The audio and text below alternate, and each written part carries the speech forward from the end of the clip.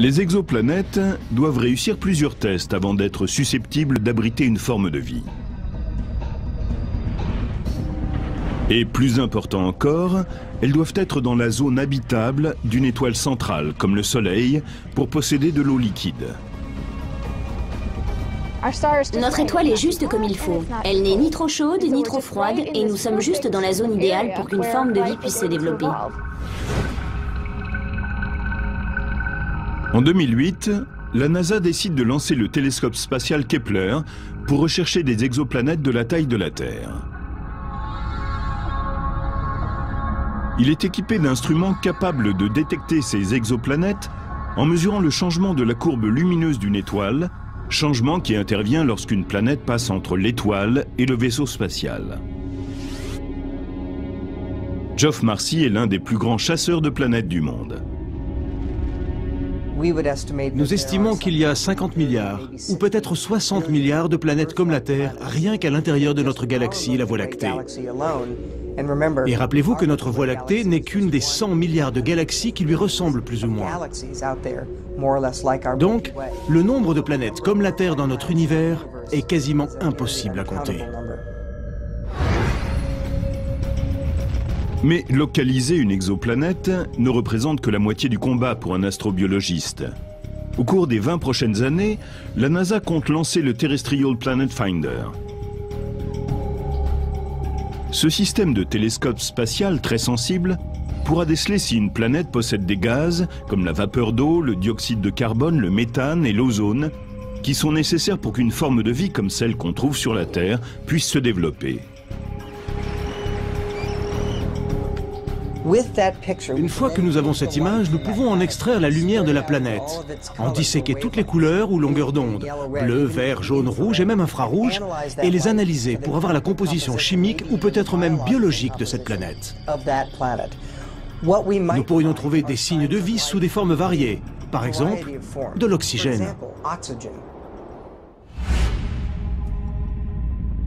Quand il s'agit de produire la vie à plus grande échelle comme sur la Terre, une planète ou un satellite ont besoin d'oxygène. Il y a 3,4 milliards d'années, les organismes unicellulaires représentaient la seule forme de vie terrestre. Mais en absorbant l'énergie du Soleil, cette vie primitive a produit un pigment vert appelé la chlorophylle. Celle-ci a généré la photosynthèse, un processus chimique qui convertit le dioxyde de carbone et l'eau en énergie et rejette l'oxygène comme un déchet. Les organismes unicellulaires ont évolué en cyanobactéries, une des formes de vie les plus anciennes sur Terre. Les cyanobactéries ont rejeté de grandes quantités d'oxygène dans les océans et dans l'air. Une vie nouvelle a émergé, qui s'est diversifiée et développée jusqu'à créer de grandes espèces multicellulaires parmi lesquelles l'homme. Il n'y aurait pas d'oxygène dans notre atmosphère sans la flore qui le produit par photosynthèse.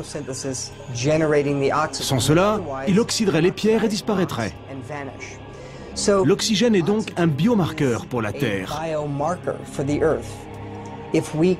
Si nous pouvions étudier une autre planète et détecter de l'oxygène dans son atmosphère, ce serait un signe important mais pas absolu.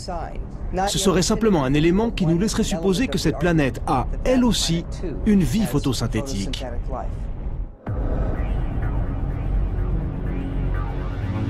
Au centre de recherche EMS de la NASA, l'astrochimiste Lee Babbitt et ses collègues cultivent sous serre des écosystèmes contenant de l'oxygène. On trouve souvent dans les sédiments boueux et sableux qui se trouvent à la surface d'eau hypersalée ou sur des plages calcaires, des assemblages complexes de microbes qu'on appelle des réseaux microbiens. Ce sont les écosystèmes vivants les plus vieux que nous connaissions sur Terre. Lee Babbitt veut savoir si ces microbes pourraient exister sur d'autres planètes, y produire de l'oxygène et permettre ainsi à la vie de se développer. Nous savons que c'est en commençant à produire de l'oxygène par photosynthèse que ces écosystèmes microbiens, en particulier les cyanobactéries, ont commencé à transformer notre atmosphère. Nous voudrions bien savoir comment cela s'est produit, comment a eu lieu la transition, comment ces microbes se sont adaptés et dispersés pour finalement donner naissance à autant d'espèces sur toute la planète. C'est important pour que nous sachions ce que nous irons chercher dans des endroits comme Mars ou d'autres planètes extraterrestres.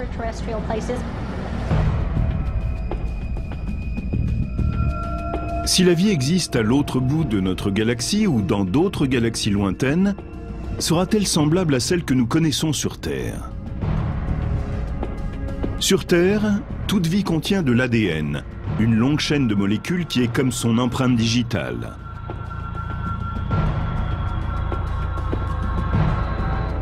Elle permet à la vie de se reproduire et d'étendre ses activités. Mais existe-t-il des alternatives? Ailleurs, peut-être la vie est-elle elle aussi basée sur le carbone et l'eau, mais sans avoir besoin d'ADN. Peut-être utilise-t-elle un type tout à fait différent de molécules pour stocker l'information. Ce serait très intéressant à savoir. Et pourrait-il exister une forme de vie qui n'aurait besoin ni d'ADN, ni de carbone, ni d'eau? Il se peut que notre planète soit finalement ridicule comparée à d'autres. Peut-être certaines sont-elles beaucoup plus avancées que nous. Certains de mes collègues en recherche astrobiologique cherchent des formes de vie que je qualifierais méchamment de stupides. Ils recherchent essentiellement des microbes, ou quelque chose d'un tout petit peu plus grand. Certains astrobiologistes sont impatients de vivre une rencontre du troisième type, avec quelque chose d'un peu plus grand qu'un microbe. Ils recherchent une trace de vie intelligente, peut-être même plus intelligente que nous.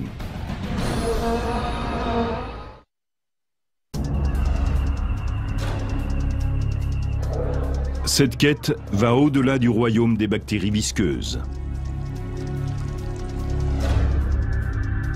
Une équipe d'experts en astrobiologie veut établir un contact avec quelque chose de plus grand. Bien sûr, le programme SETI recherche une forme de vie intelligente extraterrestre. Mais elle ne doit pas seulement être intelligente, elle doit avoir également des compétences technologiques. L'Institut de recherche d'une intelligence extraterrestre, connu sous le nom de SETI, utilise la technologie radio pour capter des émissions de civilisation extraterrestre. Se basant sur le principe que les humains ont besoin de communiquer, on pense que des populations extraterrestres pourraient, elles aussi, vouloir diffuser un message. Nous essayons de traquer des signaux, soit des ondes radio que nos antennes capteraient, soit des rayons laser lumineux. Ils pourraient utiliser de grands lasers pour envoyer des ondes lumineuses dans notre direction. Je ne suis pas un homme, je suis un microbe. Je suis aussi Seth Shostak de l'Institut SETI, dont la mission est de comprendre la nature et l'origine de la vie dans l'univers. Je suis Molly Bentley, bienvenue à l'émission Sommes-nous seuls? Nous vous rappelons qu'il y a plus de formes de vie que celles que vous voyez dans un zoo. À l'Institut SETI, l'astronome Seth Shostak anime une émission de radio régulière qui est ensuite podcastée. Où est-ce qu'on fichera le camp avec ces microbes? Tu en as déjà pas mal sur toi. Mais écoutons les microbes extraterrestres. Shostak diffuse des informations scientifiques destinées aux terriens, aussi bien qu'à d'autres civilisations avancées qui auraient l'idée de l'écouter. Merci d'être avec moi aujourd'hui, Cynthia Phillips.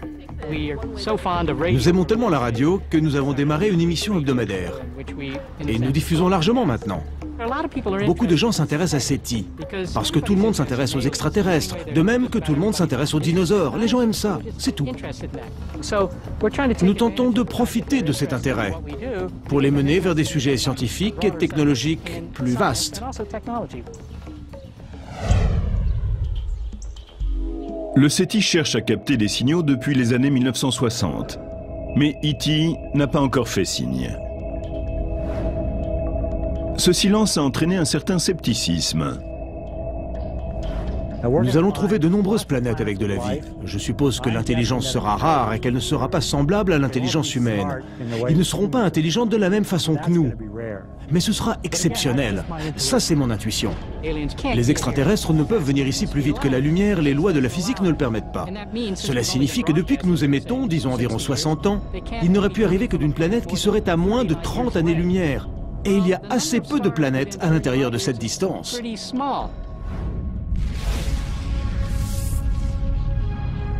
Notre univers est vieux de plus de 12 milliards d'années. La Terre n'existe que depuis 4,6 milliards d'années. Il y a donc des planètes qui ont des millions et même des milliards d'années de plus que nous. Et s'il existe des formes de vie au-delà de la Voie lactée, elles pourraient avoir des millions ou des milliards d'années d'avance sur nous. Je pense que si jamais des espèces vraiment intelligentes arrivent chez nous, elles nous regarderont comme des fourmis ou des bactéries, comme un type de vie primitive. Ceux que nous rencontrerons seront bien plus avancés que nous, ou en tout cas beaucoup plus anciens en termes de civilisation. S'il existe, au-delà de la Terre, des civilisations intelligentes, à quoi ressemble-t-elle? Si nous découvrons dans l'espace une intelligence, elle aura dépassé le stade biologique pour atteindre celui de la machine. Je veux dire celui d'une machine pensante, qui aura 1 million d'années d'évolution de plus que nous. Personne ne sait comment elle sera. La seule chose, c'est qu'elle risque d'être extrêmement intelligente. Il n'y a aucune raison logique pour que des machines d'un autre monde ne viennent pas explorer notre planète, pour qu'elles n'entrent pas dans notre espace aérien et tentent peut-être même d'établir un contact avec nous. Quand nous trouverons une trace de bactéries ou de civilisation avancée, cette découverte d'une autre forme de vie changera totalement la façon dont nous pensons l'univers et dont nous nous voyons. Ce domaine reste l'une des plus grandes énigmes de tous les temps. Quand nous trouverons enfin une forme de vie extraterrestre, nous découvrirons un vrai zoo. Toutes sortes de façons de coder l'information, de fabriquer des molécules et de provoquer ce phénomène qu'est la vie. Les gens qui travaillent dans ce domaine sont des geeks, des fous, des passionnés. Et si nous établissons un contact avec leurs homologues extraterrestres, nous pourrons nous amuser à discuter d'équations avec eux, mais nous aurons besoin d'autres formes de communication. Nous ne vous connaissons pas, mais je vous remercie par avance d'établir un contact avec moi. Je suis Seth Shostak de l'Institut SETI et je suis à l'écoute.